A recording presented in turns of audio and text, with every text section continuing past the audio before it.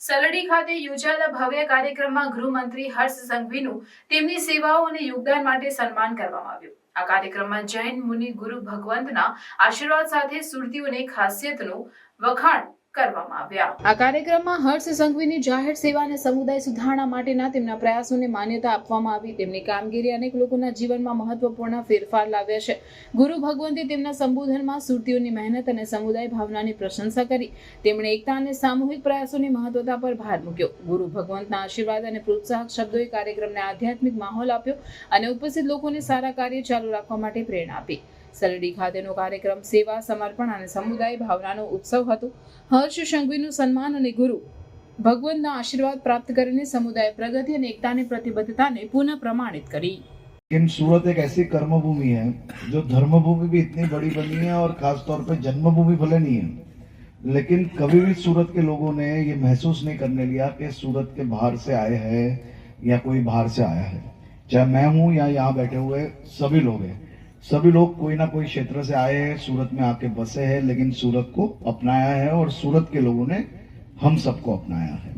तो ये भी अपने आप में ये बहुत ही बड़ी बात है जो हमारी धरती सूरत की धरती ने दिया। ये है सही में हम सबके लिए सौभाग्य की बात है क्योंकि वहाँ के लोग जो मूल सूरती है वो हमेशा से लोगों को एक्सेप्ट करते हुए आए हैं।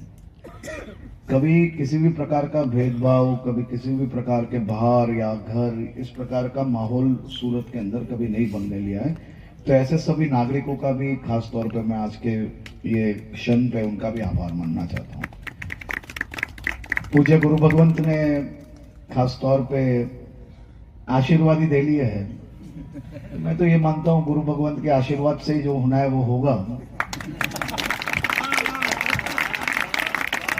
हम सब तो मात्र माध्यम है। तो पूज्य गुरु भगवंत को आप सब बोल लीजिए कि ऐसे आशीर्वाद दे कि हर साल संघ निकालता है।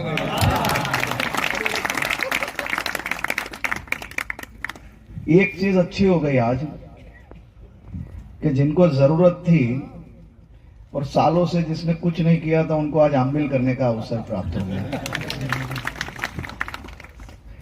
કેટલા લોકો એવા હશે કે જેને પહેલી વાર કર્યું? આ રાઈટ શોટ લાગ્યો છે આજે બરાબર। સંગ કરીને બધા પાછા જાઓ એટલે બધા આ માર્ગ પર રહેજો, પછી પાછું પેલો માર્ગ નહીં પકડી લેતા કોઈ।